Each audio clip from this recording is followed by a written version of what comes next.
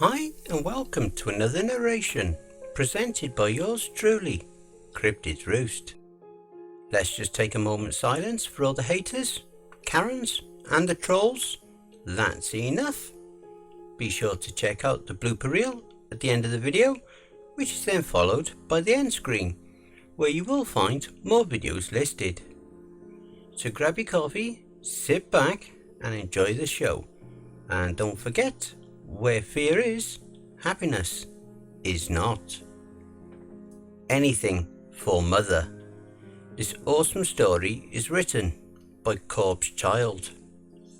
A quick apology for this video being late. It was written as a Mother's Day special, so my apologies for this, but hey, better late than never. Be sure to check out Corpse's new book, Damned Whispers. It is available both as a Kindle ebook and also in paperback. 13 chilling anecdotes, 13 reasons that you'll never sleep again. The Amazon link to that will also be listed below in the description. Mother is the name for God on the lips and hearts of children. Isn't that how the old saying goes? It was certainly the case for me growing up. Mother was my angel, my saviour. Anytime I hear of the Virgin Mary, I have and always will picture Mother. She was my goddess and I her devout disciple. Anything Mother requested or needed of me, I obeyed without question or hesitation. I feel it's the least I could have done, given how much she'd given up for me. By rights, Mother didn't have to give me nearly as much as she has. Hell, I wasn't technically hers. Whose child I was? Well, I don't think I or anyone else could ever tell you that. It was all so long ago, and I was very little. My very first memory of Mother and of my family is very hazy, being so young at the time. But I do still remember certain details, such as the emotions I experienced that night. I remember it was cold, bitter, and I was wailing, afraid and alone, aimlessly wandering about here in the middle of the woods, feebly trying to find my way back out. How and why I was in the woods in the first place are questions that, again, I don't know I will ever have an answer for. I just remember how I woke up one night as a toddler in the heart of the woods. I remember the very first glimpse I caught of Mother. Admittedly, I was of course terrified.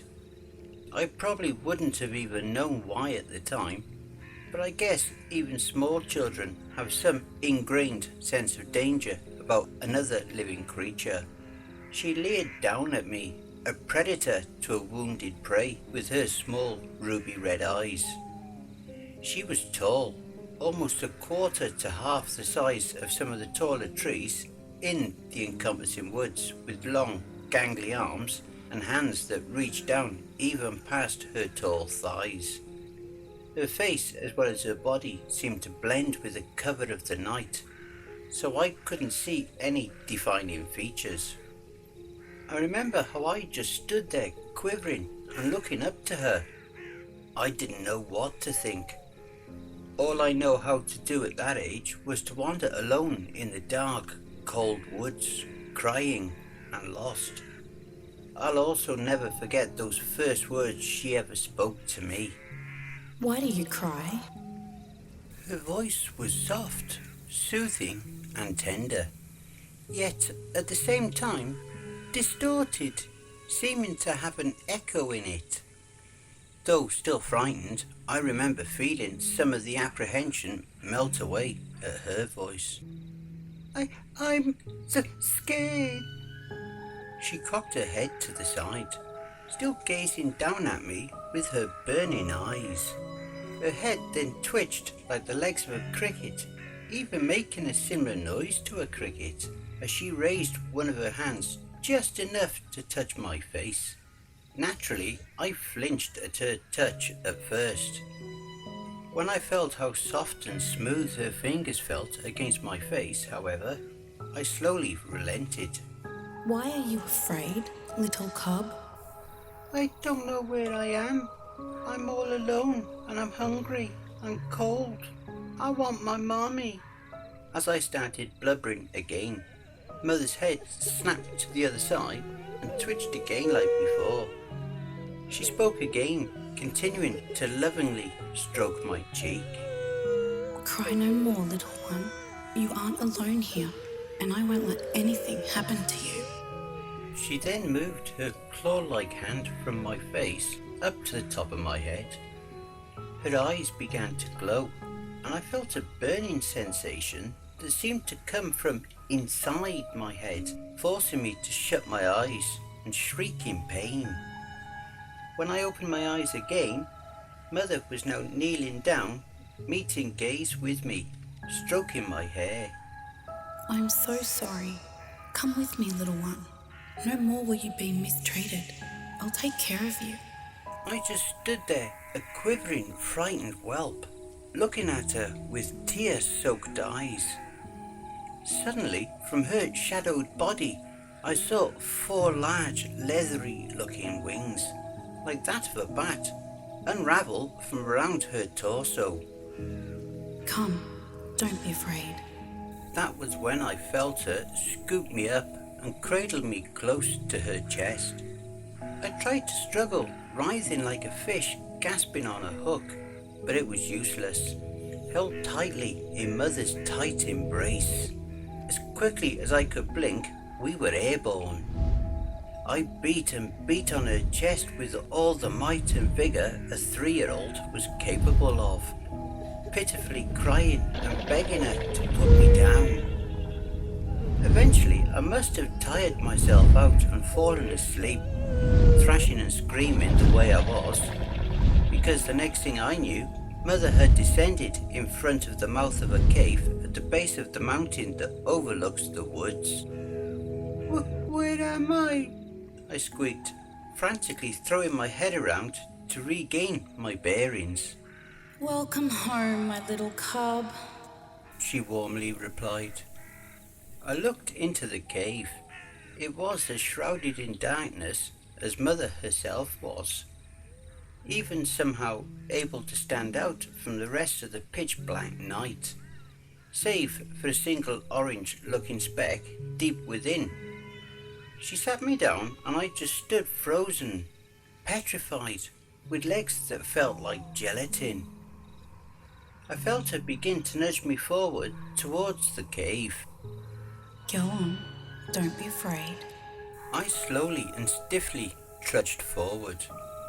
I remember hearing loud cackling, more deranged than even that of a hyena, echoing out of the cave from within. Eventually, I had become swallowed by the darkness of the cave. I could hear the cackling grow closer and closer, some even approaching from my left and right. I'm home, my children. Mother announced from behind me. The cackling was now right on top of me, and I wanted to turn around to run back out into the dark, foreboding woods. Mother's urging me forward would not permit this, however. And what have you fetched for supper tonight, Mother?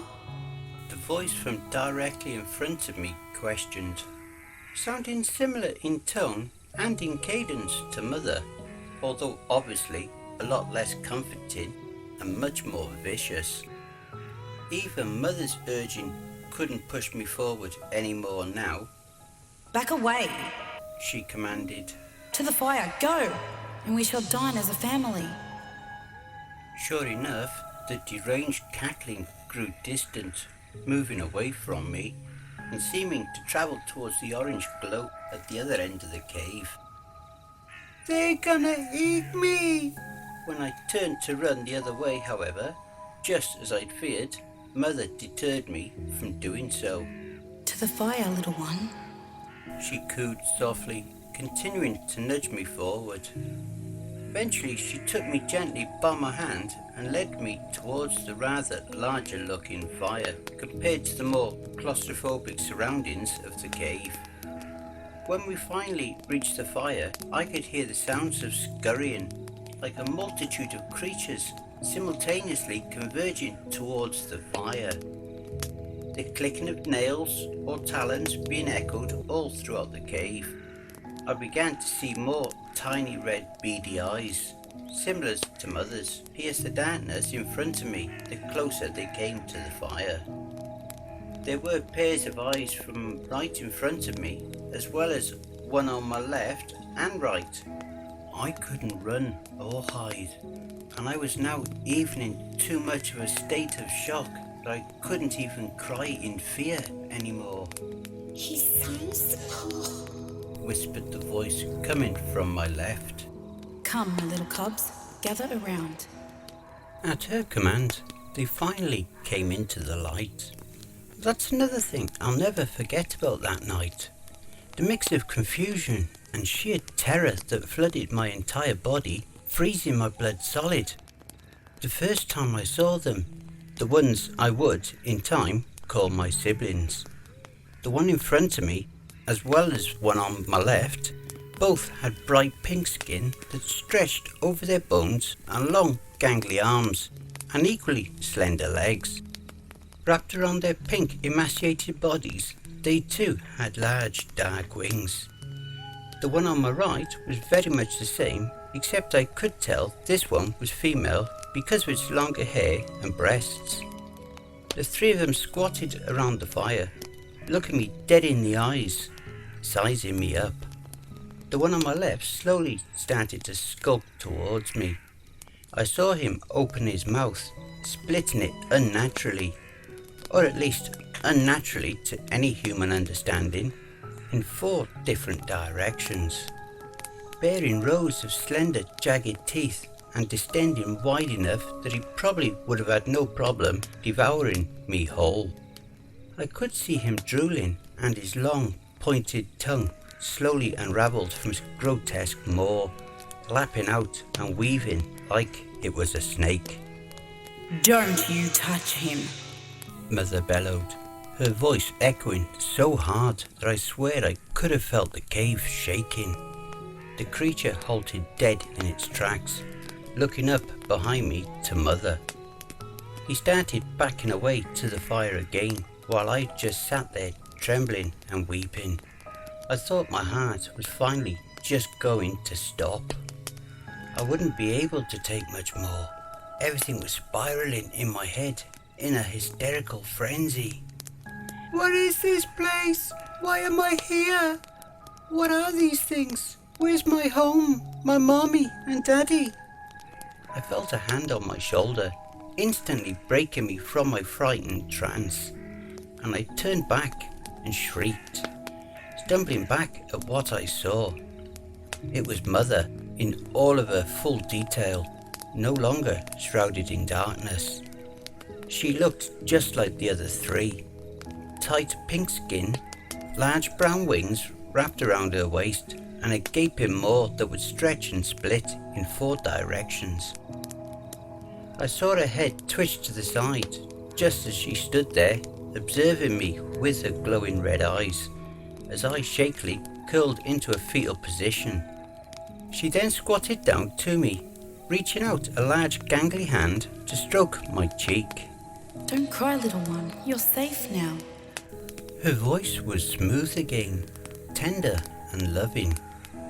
Even still, I just stayed huddled in the terror.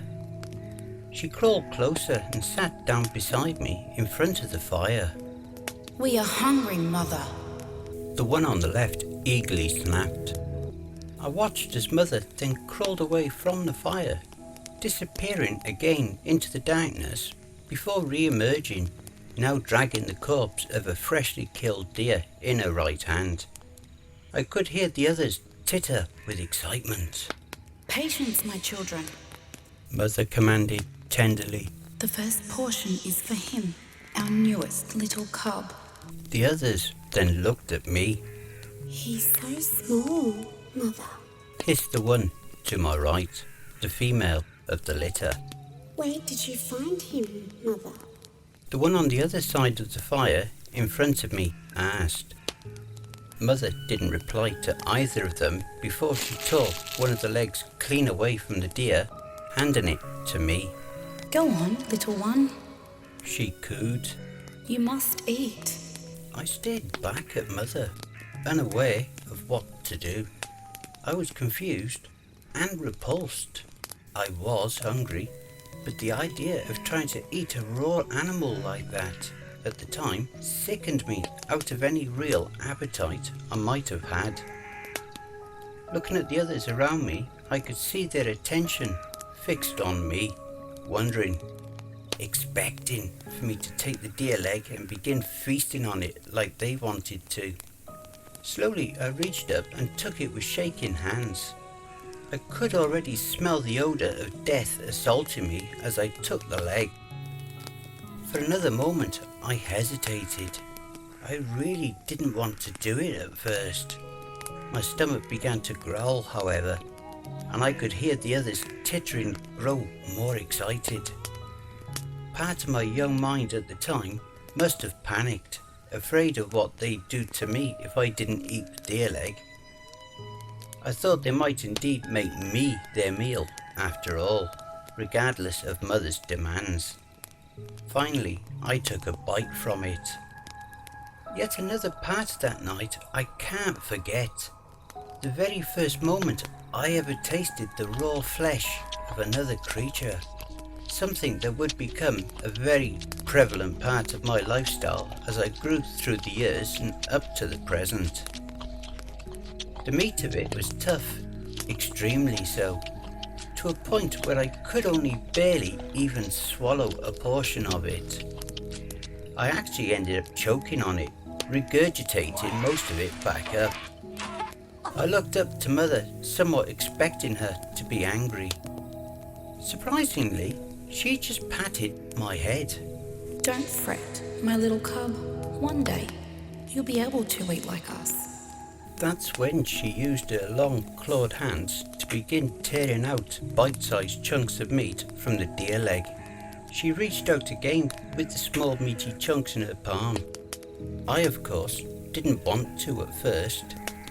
The aching of my stomach from lack of food, however, caused my instincts to eclipse my reasoning, and I, albeit hesitantly, scooped up a handful from Mother's palm and quickly stuffed them into my mouth. It was unpleasant, to say the least. They felt so slimy going down my throat, and I did end up gagging again, but I had managed to keep them down this time. Mother patted my head softly before then splitting the rest of the deer to serve to the other three. I then watched on as they senselessly devoured the rest of the deer. That night ended with Mother huddling around me in front of the fire, cradling me to her chest. Rest well, my little cub. She softly whispered into my ear. I guess that's another thing about Mother. Somehow her voice, even back then, was always able to soothe me. Her voice always seemed to me to sound the way they say an angel's would, or rather what you'd expect a loving mother to sound like to a small child. Like I've said before, of any memory before that night, I am completely without. In all respects, my life essentially began there and then in those woods, with the family, with Mother. For the first time in my life, I was even given a name, the only one I've ever known. Cub. That was me, the little cub, the runt of the litter, not able to do much on my own in the wild. In fact, fear alone of just about everything that made a noise or even moved in the outside world made acclimating to this newfound lifestyle very difficult. Naturally, this would tend to drive a clear wedge in between me and my siblings. Many times I remember how they'd tell me that one day they'd just leave me behind in the woods again, so that they could go back to living as they had before Mother found me. At least that's what little brother would suggest occasionally. Big brother, the bigger one with the foot-long curved talons on his hand, usually just whispered at night how he planned to help himself to my tender flesh when mother wasn't around to stop him. I guess I was fortunate then that mother wouldn't ever let me out of her sight when I was little. Of course, that may have been another reason they disliked me so. Mother seemed to hold an even bigger fondness for me than the others. I never understood why, and I guess in some ways I still don't. But mother always kept me closer to her than the rest. Even as I grew into adolescence, mother always handled me with the softest manners. In spite of this, I was even able to, over time, forge a bond with my siblings. Or I did with sister and little brother anyway. Big brother, I suppose, couldn't forgive that I'd seemed to have stolen mother's affections from him. I guess though it was because of him that I would learn one significant thing. What it was like and how it felt to kill another living being for the first time. By this time I was much older and bigger. I had grown to stand at least 5 feet tall, able to meet eye level with little brother and at least to chest level with big brother. It was at this time the mother would let the others take me out into the woods to hunt for food with them, without being present herself. I was frightened at first, never before having learned how to hunt, much less kill another animal.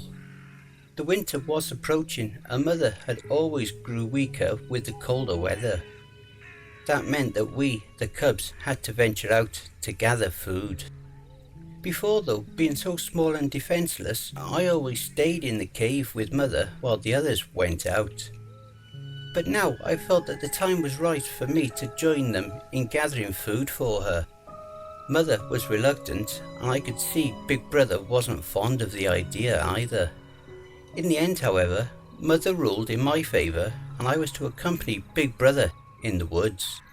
Trying as hard as I could, I just wasn't able to keep up with him. And of course, he had no qualms with essentially abandoning me the first chance they could.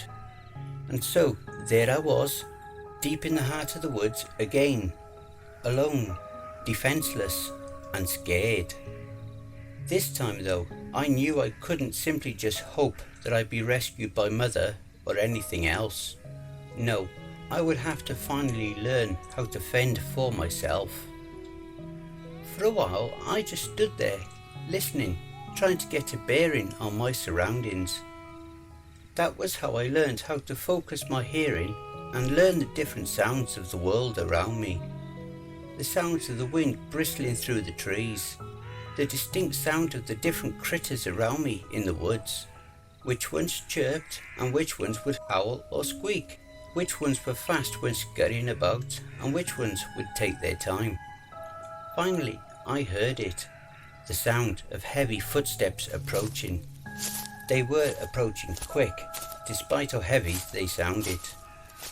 Whatever it was moving on 2 feet rather than 4, unlike the deer that usually pass through these woods.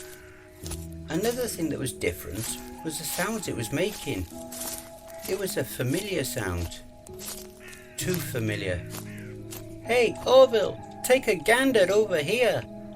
I heard this coming from my right, and I quickly dove behind a nearby tree.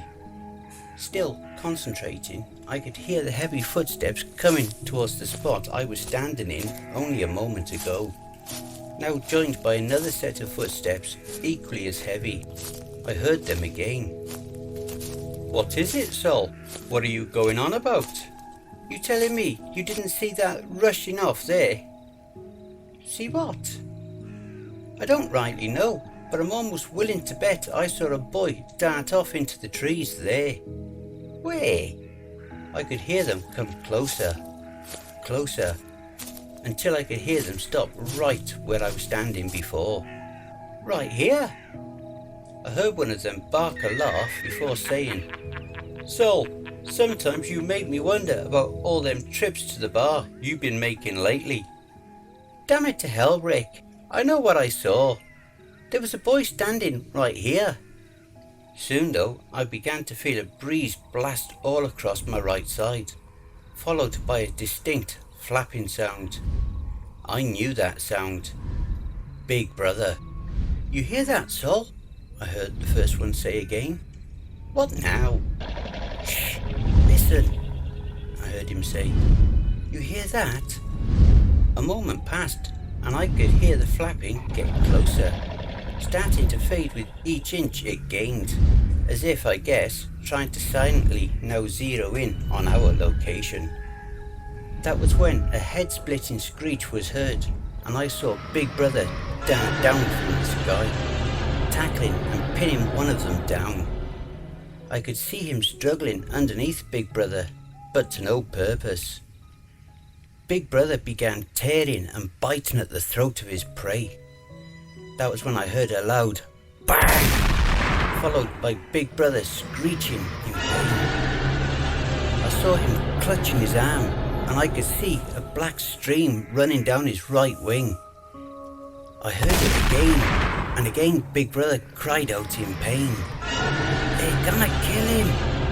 That was when I bounded out from behind a tree and grabbed onto the one that Big Brother had attacked.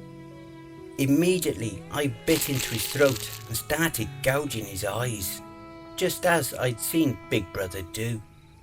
I could feel him trying to pry me off, but he must have been weakened by either mine or Big Brother's assault, and it wasn't long before I felt him cease struggling and go limp. I heard another bang before a searing pain surged through my right arm. I looked up to see the other one holding his weapon in my direction.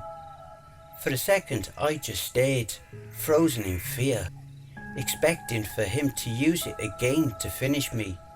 But that was when something strange happened. The monster, then lowered his weapon, and I watched his eyes widen, as if in shock. No, it can't be, he mumbled. His guard is down, I thought. Now's my chance. I slowly crawled towards him. He still stood motionless, mouth agape. Ben? He finally said. Benny? Is that you? I kept crawling towards him, paying no attention to his words. I wasn't going to be swayed from my objective. I would kill him for what he'd done to Big Brother. He then slung his weapon over his shoulder and said, Oh my God, Benny!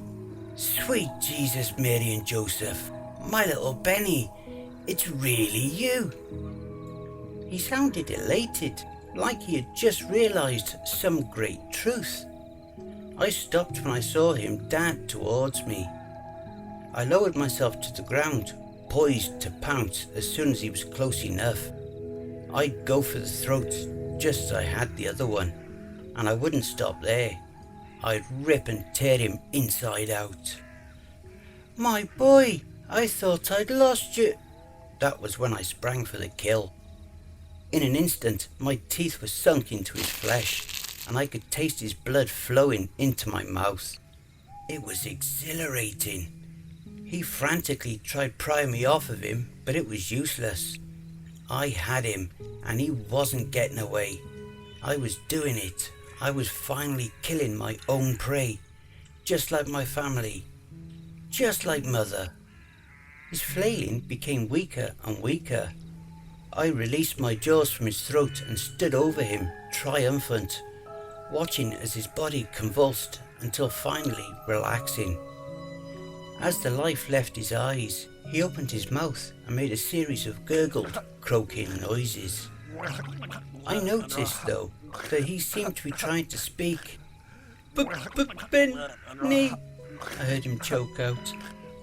I'm sorry, son.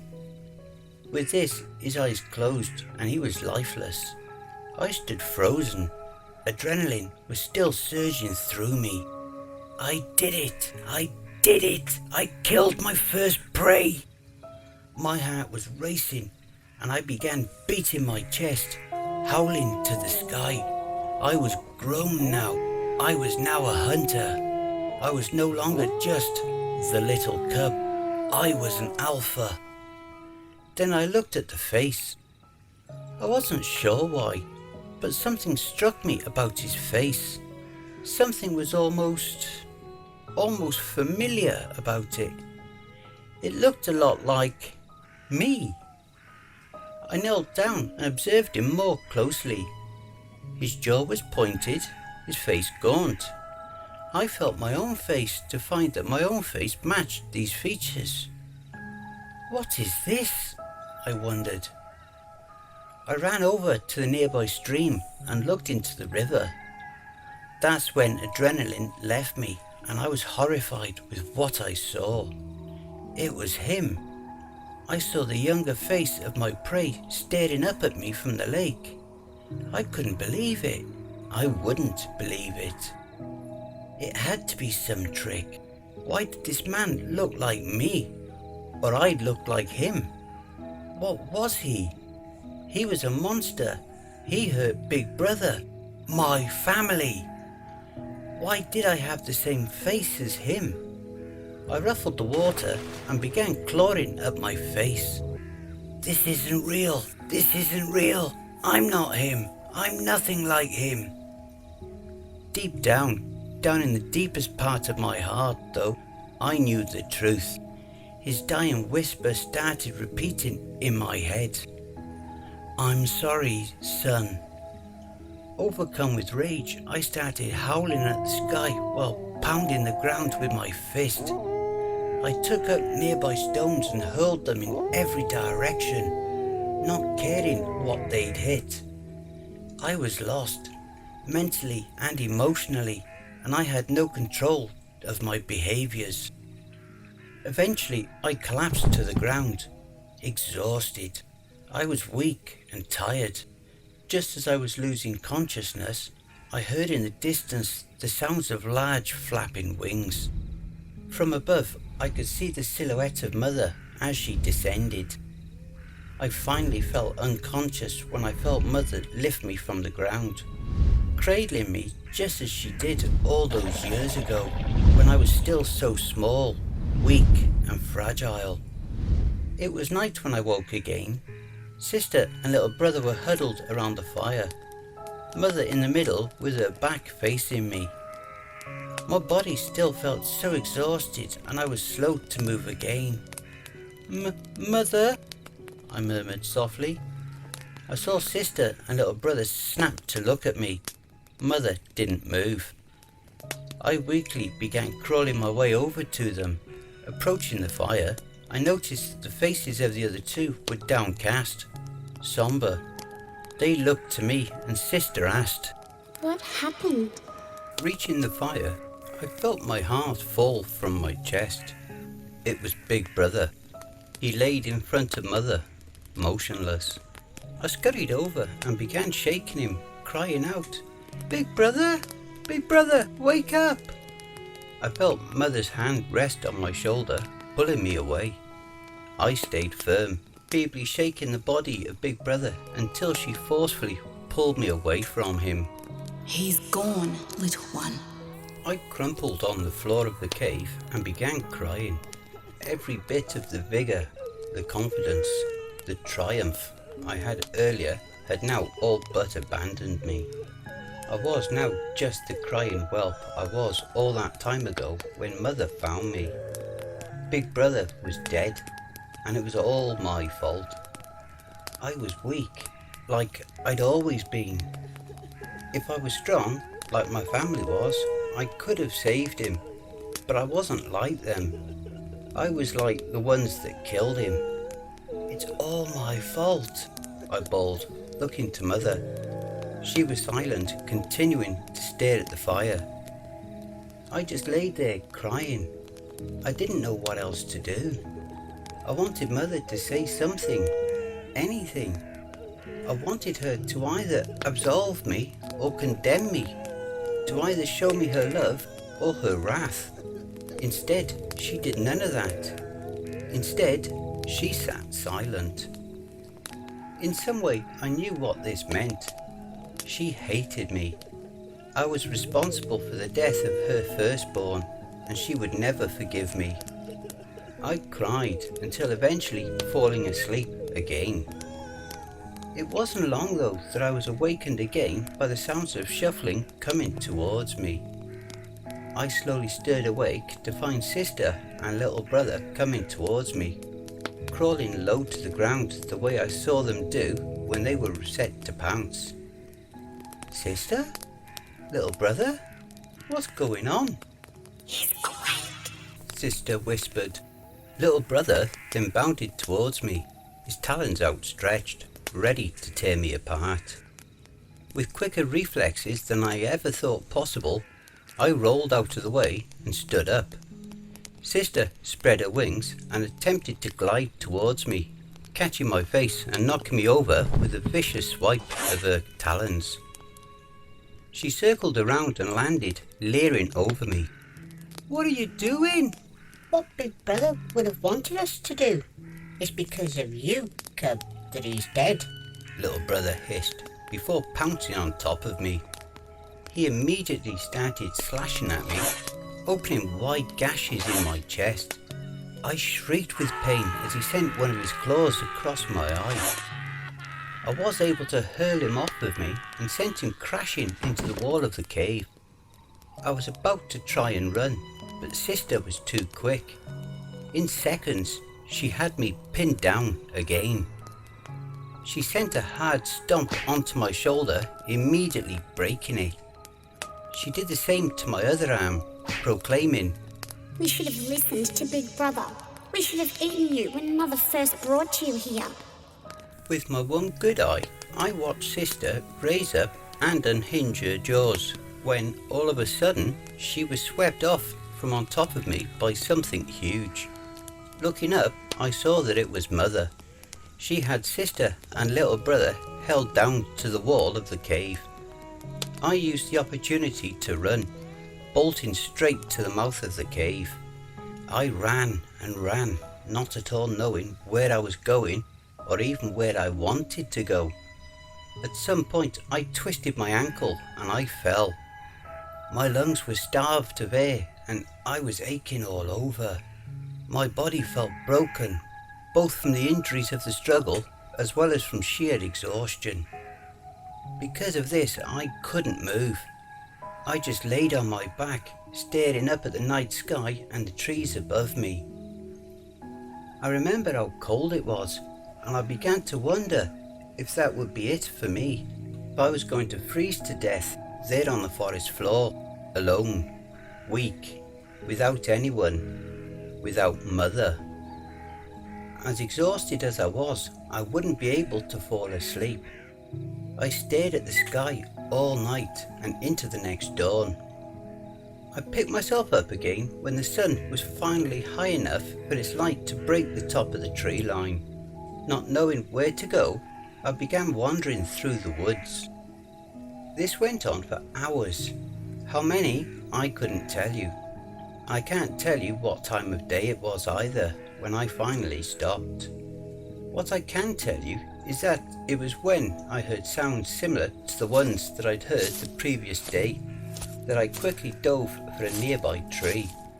Looking out, there were 4 of them, tall, broad-shouldered figures that were covered in blue and spoke into their shoulders. 2 of them I saw had what appeared to be dogs, like those Big Brother and the others would occasionally bring to the cave for supper. These, however, were much bigger and looked far more vicious. I started to panic when I saw one of them turn and begin to bark in my direction, alerting the others. I watched them move closer towards me. I stood frozen, not knowing whether to run or to try and fight. In the end, I was forced to act when the barking dog bounded to the tree and pounced on me. I tried to run, but I was no match for its speed. Upon catching up to me, I cried out in pain when I felt its teeth sink into my leg, causing me to fall face first to the ground. For a moment I struggled with the dog, trying to hold its jaws away from my face, when I suddenly heard that all too familiar flapping of wings. From ahead I heard one of the figures in blue cry out, "What the hell?" I watched as Mother dove down, snatching the dog off of me before sending it hurtling towards the figures. The other one attempted to leap at Mother to attack, only to be batted away like its companion.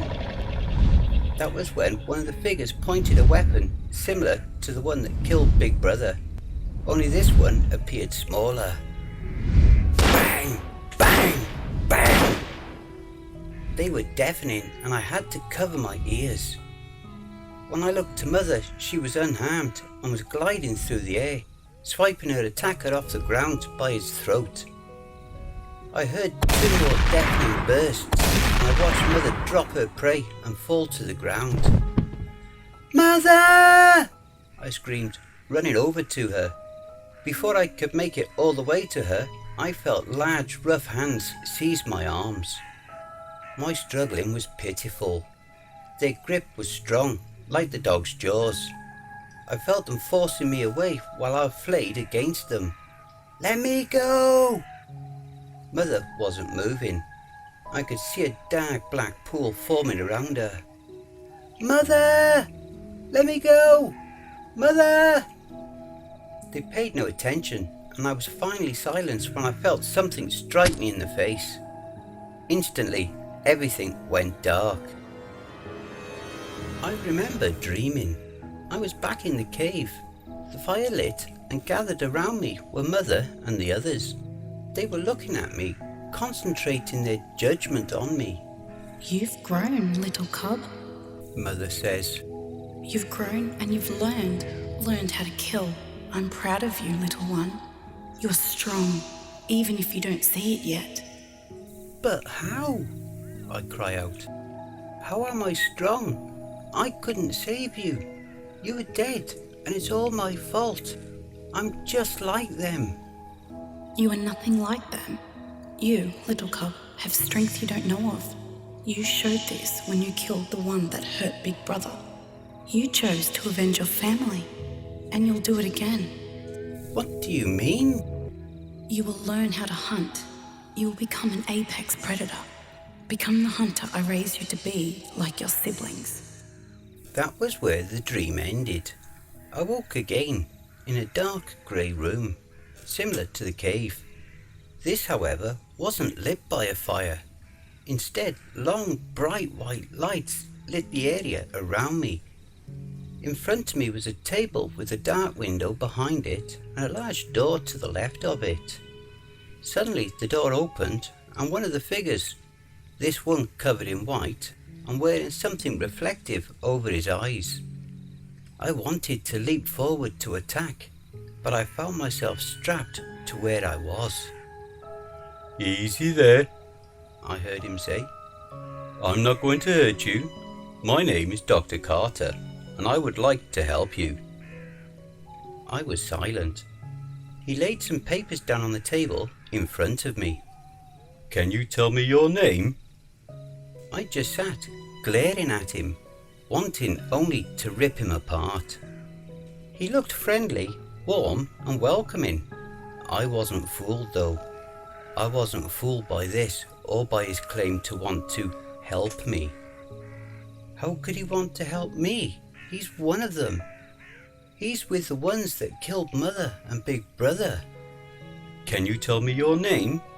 he repeated. "Cub," I spat harshly, my voice dripping with venom. "I am Mother's little cub." "I see. But what is the name you were born with?" "I am Mother's little cub," I repeated. He tried to ask me again of what my real name was, to which I continued to give the same answer. He tried to ask me questions about Mother and the family. I didn't answer. I felt he deserved no answer. He's one of them. He's a man. I am not. I am Mother's little cub. It's these words that I've held on to now. These are the words I've lived by for the past few years now that I've spent in this place, this prison, far from the cave, from where I had always called home. It's these words that have kept me strong, and it is her words that I'm not of them, that I am, and I always will be, her little cub, that keeps me from falling for the lies they've tried to feed me, such as that my name was Benjamin, and that I was abandoned by my real mother long ago, and that mother wasn't real. They are liars. They are men. I am not. I am mother's little cub. It was here that I would continue to grow into an adult. As I grew, I would learn more and more of their ways, the ways of men. They taught me to read, to write, and how to communicate the way they do. Furthermore, the more I grew up, the more I would grow to detest myself when I looked into a mirror, seeing the all too haunting image of Big Brother's killer facing me, the one who called me son. He was one of them. He was a man. I am not. I am mother's little cub. At night, I still see her. She tells me how proud she is of me, telling how much of a predator I've become. You've learned their ways, little cub. She tells me. You've earned their trust. Now, use it against them. Use their knowledge against them, the way we use the knowledge of the forest animals to hunt. I'm proud of you, little cub. I was always proud of you. Now make me proud again. These were the words that drove me when I finally escaped. I remember everything. The way I ever so quietly left the room they confined me to and skulked down the dark halls. I remember how peaceful he, this man, Dr. Carter, looked as he sat at his desk, not suspecting in the least of my presence behind him. I remember how exhilarating it was as I crept closer to him, lowering myself to the ground, ready to strike. I was in the woods again. I was hunting, just like my family did. I was the alpha predator, and he was my prey. I remember the way his eyes looked when I sprang upon him, sinking my teeth into his throat. He was frozen with fright. I remember the ecstasy I felt when the life left his eyes, the same as when I watched the life leave the eyes of the man in the woods. Through it all, no attention was alerted to anyone else. He died silently, agonizingly, gasping for breath. After this, I was able to slip just as quietly through the main hall to find my way out, back into the outside world. From there, I spent many days and nights roaming until I finally found the woods again, where I remain now. I write this as a warning to you all after having claimed another prey only last night. 2 young boys that decided to enter these woods with their guns, just like the men that took mother and my family from me. I may look like you, sound like you, and have learned your ways, but I am not one of you. I am something more. I am an alpha, an apex predator, and I know I am, always was, and always will be mother's little cub. And even in her death, I will do anything for mother. And I hope you enjoy the blooper reel. All I knew how to do at that age was to wander alone in the dark. Naturally, I flinched at her. She spoke again, continually.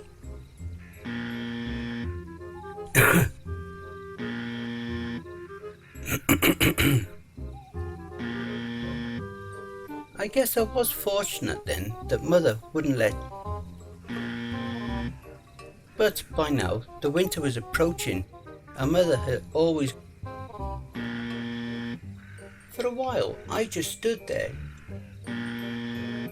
He opened his mouth and made a series of gurgled, croaking sounds. With my one good eye, I watched sister raise up and unhinge her jaws when, all of a sudden, she was swept off. That was when one of the figures pointed a symbol. And it is her. I write this as a warning to you after all. Hey family, please be so kind as to throat punch the like button and smack the ass of the subscription button as well. And remember to chokehold that notification bell and then select all. That way you'll receive all notifications each time I upload a new video. And by subscribing you'll be the first to see all of our new spooky creepypasta stories. And a very big thank you to Corpse Child for allowing me to narrate this awesome story. Make sure to check out Corpse Child's Reddit page for more brilliant stories. And be sure to check out Corpse Child playlist here for more of their stories that I may have already narrated. I would just like to say a very big thank you to all of the authors that I have worked with and all the ones that I will work with in the future.